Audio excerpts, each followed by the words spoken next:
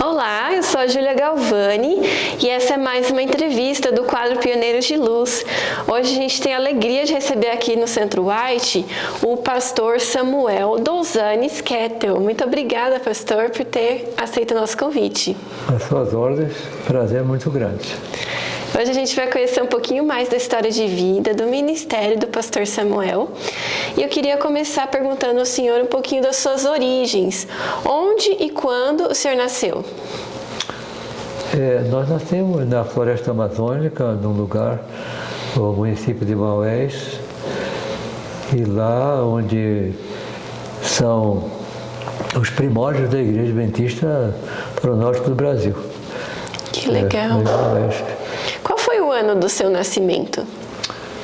Eu nasci no dia 12 de julho de 1938.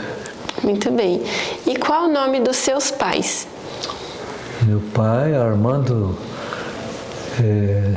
Mendonça de Cristo Kettel. E minha mãe, Rosina Douzanes Kettel. Muito bem. E o senhor teve irmãos? Nós somos 13 irmãos. Éramos, aliás, porque muitos já dormem no Senhor, né? Muito bem. E, pastor, como foi ali a sua infância, o senhor disse, na floresta amazônica? Quais algumas experiências? A sua família já era adventista nessa época? Meu pai e minha mãe, eles foram companheiros de trabalho, de missão, dos missionários da região amazônica. Minha mãe se batizou, aliás, ela se converteu primeiro, e depois meu pai veio o conhecimento da verdade e ambos se batizaram, foram batizados. E o senhor já era nascido nessa época? Não.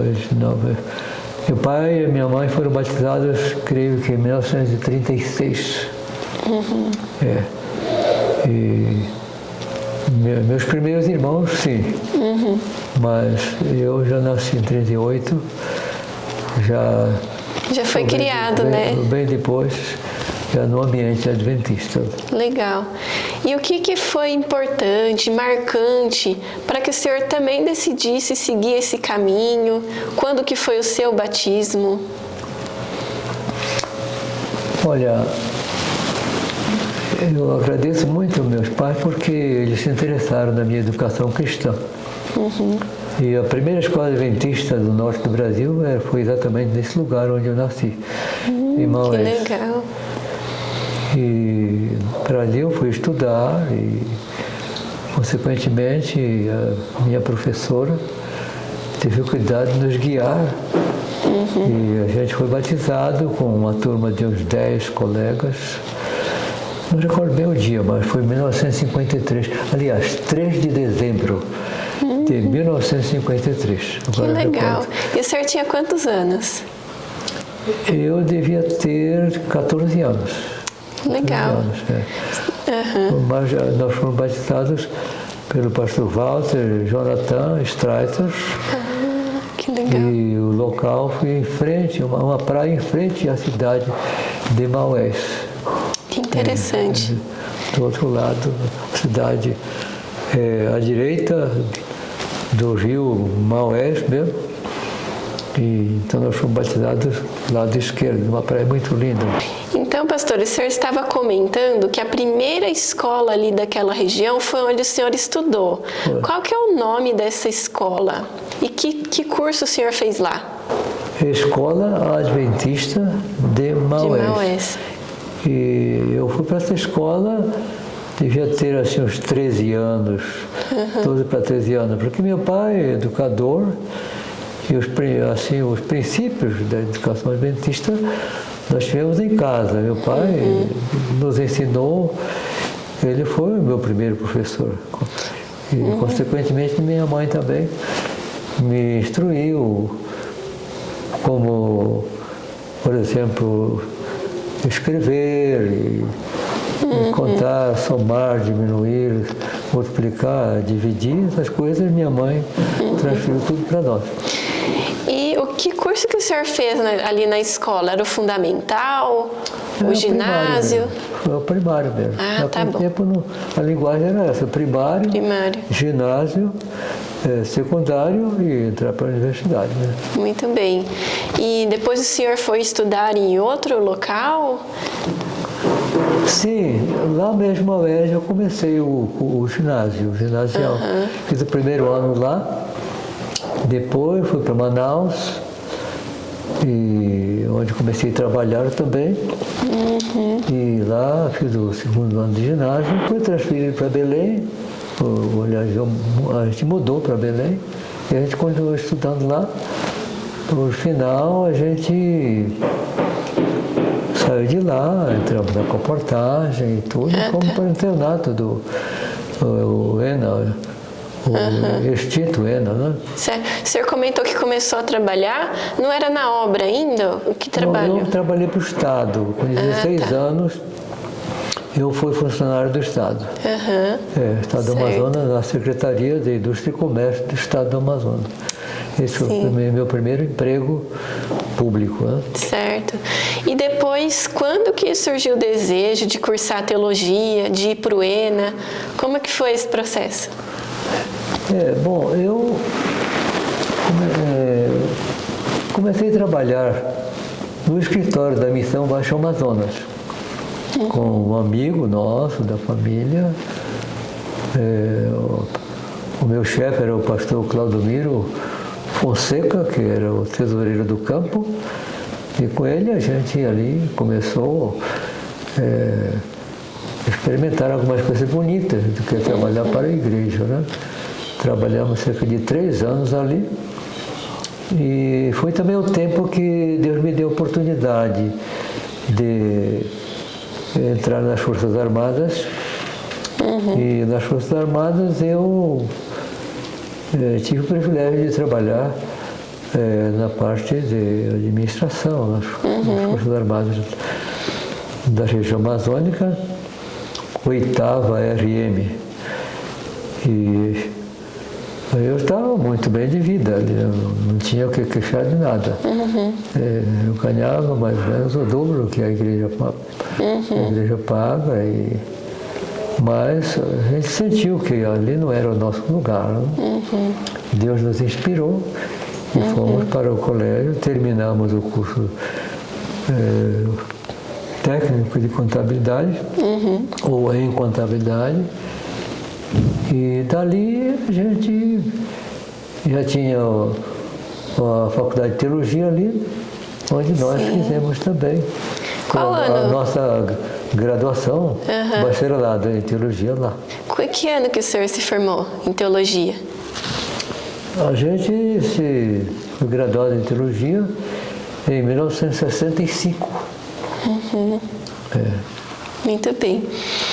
Então, pastor, a gente já falou sobre a sua família de origem, já falamos sobre a educação e agora sobre a família que o senhor formou. Qual o nome da sua esposa? Quando que vocês se conheceram? E se vocês tiveram filhos? No internato dá muita coisa, né? Inclusive, minha esposa tem uma história muito linda de conversão. Ela estudava na Universidade Federal da Paraíba, lá em João Pessoa, e ela foi para o internato, depois de batizada pelo pastor José Cândido Bessa Filho. E então, dentre outras coisas, ela no internato foi eleita como a rainha da cortesia e a gente encheu os olhos. Que legal. Daí para frente as coisas andaram bem. A gente se casou logo após a nossa graduação. Qual foi a data do casamento? No dia 10 de fevereiro de 1966. Ok, muito bem. Fomos casados. Nosso casamento foi mesmo na cidade de João Pessoa, na igreja central de João Pessoa. E o nome dela, pastor? O nome? O nome da sua esposa? É Marília Macieira, que é hoje de casada, né? Ok. E vocês tiveram filhos? Temos, graças a Deus, estão todos ricos. Qual o nome deles? Meu filho, Abner Macieira Quieto, ele que rege hoje o EAD aqui do NASP, né? Ele foi coordenador do curso técnico muitos anos. A vida dele é como educador. Ele trabalhou no o que hoje é a FADBA, trabalhou no que era o IASP, né? E a vida dele maior, ele tem mais de 10 anos aqui no NASP Engenheiro Coelho. Legal. Então, agora a minha filha, ela é nutricionista, ela começou quase como menina na carreira dela, depois de formada, aos 21 anos, e ela trabalhou o tempo todo lá no IASP. Qual o nome dela? Ela já terminou a carreira, tem quase 2 anos de aposentada, né? O nome dela? Kalina Macieira Quieto. Certo. E o nosso terceiro filho, seu Edel Macieira Quieto, ele não mora por aqui. O centro de trabalho dele é na Universidade Federal de Pernambuco. Ele é doutor na área de música, formado na Rússia. E lá ele trabalha para o governo federal. Né? Que bem. E a minha filha, ela foi obreira também, muito tempo. Né? Aliás, muito tempo não, a vida toda. Sim. A vida toda. E o Abner, ele é doutor em educação. Muito bem. Que Deus seja louvado também pela família, né, que vocês formaram. Agora vamos falar um pouquinho, a gente já começou a falar sobre o início do ministério, né? O senhor começou trabalhando na área da contabilidade? Foi isso? Trabalhei na área da contabilidade. Eu trabalhei na Missão Baixo Amazonas, um período de 3 anos. E trabalhei um tempo, que eu não me recordo bem quanto tempo, foi para as Forças Armadas no setor de subsistência da região amazônica. Também ali a gente tomou conta da carteira de balanço da instituição. Aí depois que o senhor se formou em teologia, onde que vocês foram trabalhar? Você poderia fazer um resumo assim dos locais por onde vocês passaram? É meio difícil contar a história detalhada, porque entre o período de comportagem que a gente exerceu para manter os estudos e também na vida ministerial, quase todos os estados entre Norte e Nordeste a gente trabalhou. Como pastor de distrito? Como pastor e na hora da comportagem também. Mas o nosso ministério mesmo foi centrado na região amazônica. O primeiro distrito foi Itacoatiara, Amazonas, uma das maiores cidades do interior do estado. E depois nós fomos levados ao Acre. Trabalhamos em Rio Branco, no Acre. Não demoramos. Depois ocupamos a capelania do Hospital Adventista de Belém. E depois nós fomos trabalhar na educação, onde a gente estudou, no Educandário Nordestino Adventista. E depois nós recebemos chamado para trabalhar na Missão Bahia Sergipe, com sede em Salvador. E dali a gente ocupou bastante tempo lá. Na Bahia a gente ocupou cerca de 1/3 da nossa vida ministerial, duas vezes, né? Porque além da pastoral das igrejas, nós gastamos muito tempo hoje que é a FADBA, né? Nós fomos o segundo pastor da FADBA. Do campus. Legal. E também ali a gente aprendeu a dar aula e tudo. O senhor chegou a dar aula de teologia mesmo? Não, meu trabalho foi mais com os primeiros cursos, curso médio, mas numa das etapas de serviço ali, a gente coordenou a parte pastoral, cuidando dos teologandos na formação, como é que vive nas igrejas, essas coisas assim, e uma vivência também de sala de aula com eles, né? Certo. Nesse tempo foi quando a gente já tinha a pós-graduação no mestrado, que foi também no IAE, né? Ali em Capão Redondo, né? Certo. E o senhor teve, assim, alguma pessoa que ajudou o senhor ali no início do ministério, ou ao longo da sua vida, talvez o senhor estivesse enfrentando algum desafio, pessoas que o ajudaram ao longo dessa trajetória? Olha, a ajuda tem alguns degraus. Primeiro de meu pai, de meus pais. E depois daqueles que foram bondosos com a gente e nos escolheram para trabalhar com eles devido à qualidade do nosso serviço. Mas na carreira de estudante mesmo, teve momentos assim meio difíceis e eu louvo a Deus porque aquele pastor que me batizou, o pastor Walter Streit, ele me estendeu a mão e ele tinha realmente vontade de que aquele que ele batizou fosse um ministro de Deus. Legal. Então ele me apoiou muito, o pastor Walter. Tanto que quando ele era presidente da União Norte Brasileira e a gente terminou o curso teológico, nós tivemos 2 chamados, um para o Rio de Janeiro, a Associação do Rio, e outro para o norte do Brasil. Nós preferíamos ir para o norte porque um reconhecimento daquilo que o nosso campo de origem também fez por nós. Certo. E o senhor teria uma história marcante, assim, para contar de alguma coisa que aconteceu no seu ministério, que o senhor viu ali a mão de Deus? Sim, mas ainda respondendo à pergunta anterior, da Bahia nós passamos um período muito grande na Mineira Central. Ok. Na Mineira Central, em Belo Horizonte. E depois nós trabalhamos também no pastorado no Recife, a maior igreja do Recife, com mais de 1.000 membros, o bairro do Arruda, no Recife. E do Recife o campo nos chamou, o campo da Mineira Central, para auxiliar nos departamentos.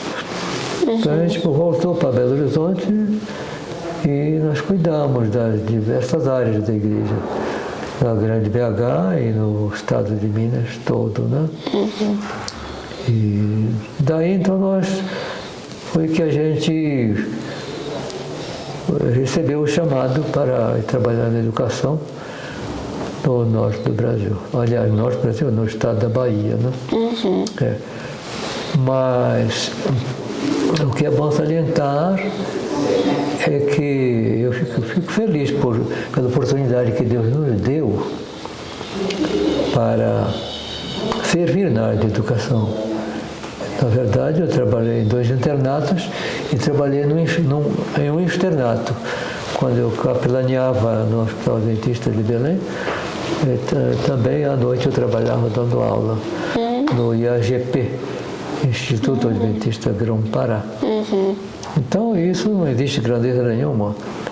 Muitos seguriam que eu fiz aquilo outro, assim por diante, mas o que a gente ganhou mesmo foi aprender as diversas áreas de serviço, cada um aprendendo uma coisa, né? Sim, e podendo contribuir também, né, com o aprendizado.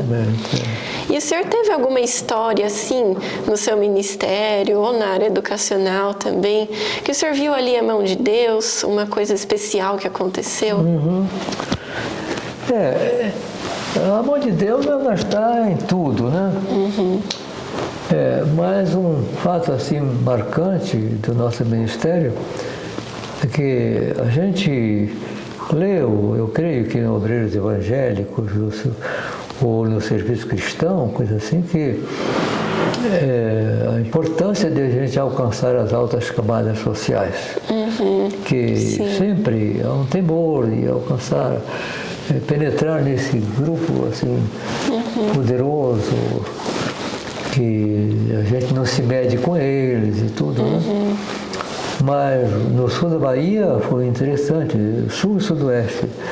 Deus nos deu a graça de trabalhar com os grandes clubes sociais e também a loja maçônica, né? Nós penetramos, eu fui de crachá, eu fui leão, até hoje eu sou leão, mas não tenho crachá. E o rotarianismo também, e os maçons a gente concentrou em nossas mãos, até ponto que numa cidade do oeste da Bahia, nós tivemos uma reunião com eles para pregar o evangelho para eles mesmo. Nossa, que impactante, todos os maçons. E ali concentrados também os clubes, né? Tanto os leônicos como os rotarianos. E nesse momento eu pedi ajuda de um colega que ele mora aqui perto, o Dr. Amin Américo Rodor, nós éramos companheiros, colegas de ministério, ele foi eu. Então, nós expomos para ele o que é a obra adventista.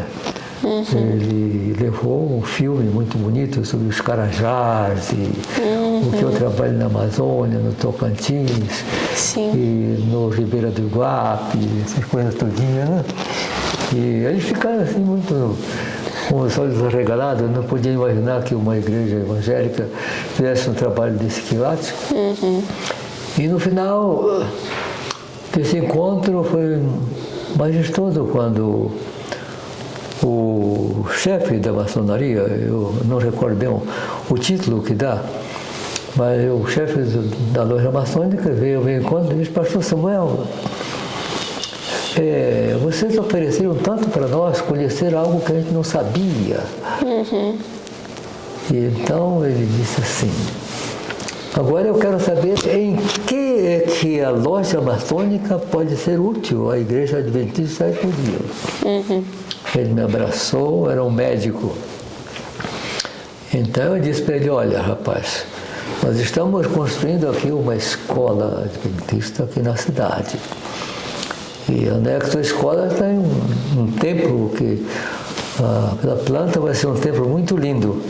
Se vocês acharem por bem nos dar o cimento para esta obra aqui, a gente já bate palma. Ele diz: então,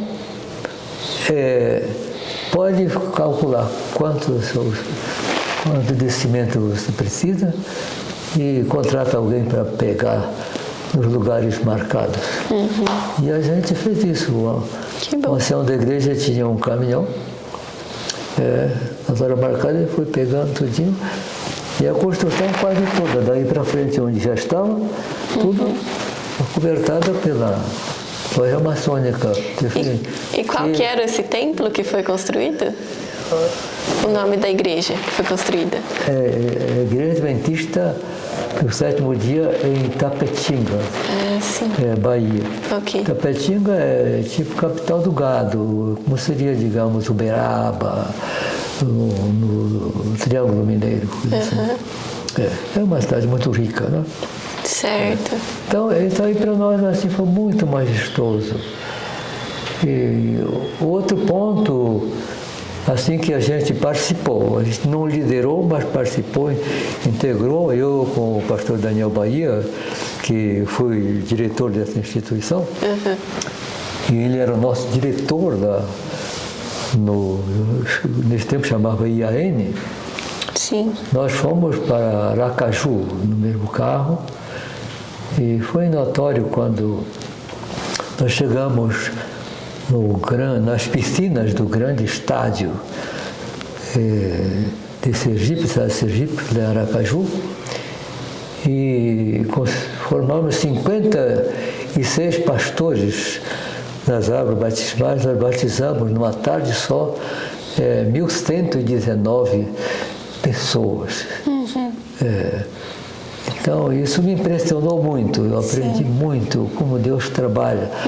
E foi uma experiência pentecostal para nós. Amém. Que legal, pastor. E agora uma informação histórica, qual foi a data da sua ordenação e onde foi? A gente foi ordenado em 1971. Sim. Foi em 71 que nós fomos ordenados ao ministério. Né? Mas que campo que o senhor estava trabalhando nessa época?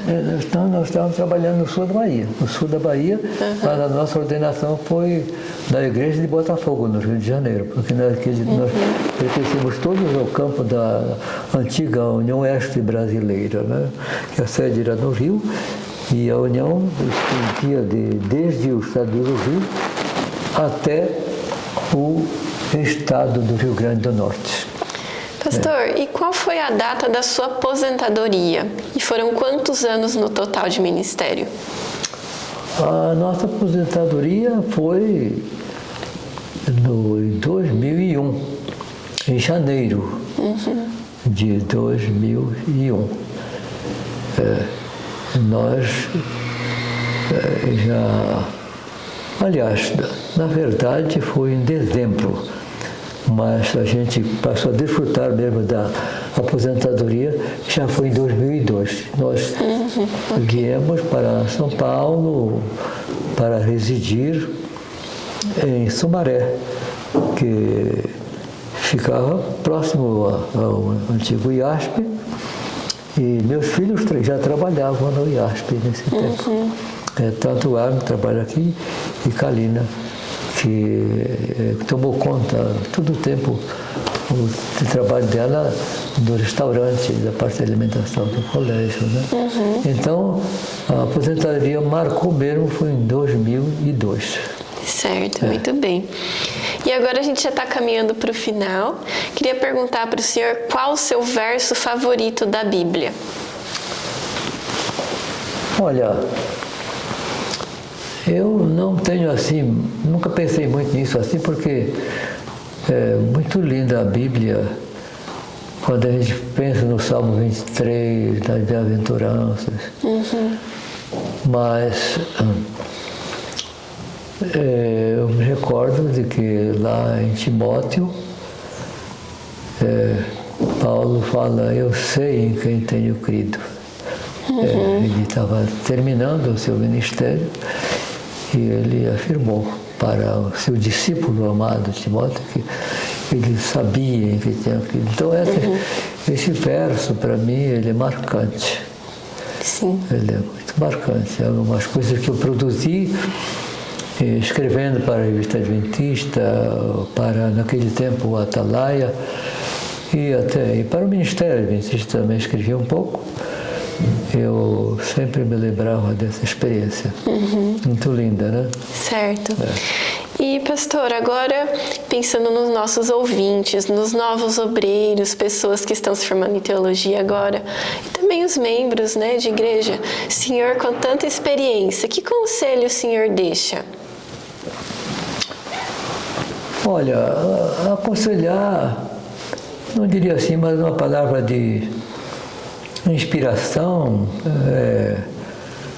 coragem, porque eu me recordo quando Paulo estava assim, muito perseguido na região da Ásia Menor, ali por Éfeso, Coríntios, e então ele ficou triste, né? Ele ficou assim, um tanto chocado com tanta perseguição. Ele conta as alagações, ele conta as vezes que bateram nele, e etc. Né? Então o Senhor apareceu a ele e disse para Paulo, coragem, coragem. E Paulo se ergueu e avançou até terminar a sua jornada sendo decapitado pela ordem de Nero, né? Então a palavra coragem é algo que sempre me acompanha. Eu digo para você onde você está, que às vezes nem tudo é ouro, nem tudo é prata, nem tudo são flores onde vocês trabalham, ainda é a terra, não é o céu. Então eu diria também para vocês, coragem. Coragem, muito importante. Amém. Então, pastor, queria agradecer ao senhor ter aceito o nosso convite, ter contado um pouquinho da sua história aqui e desejo que Deus continue abençoando o senhor, a sua esposa e a sua família. Muito obrigado, viu? É um prazer muito grande.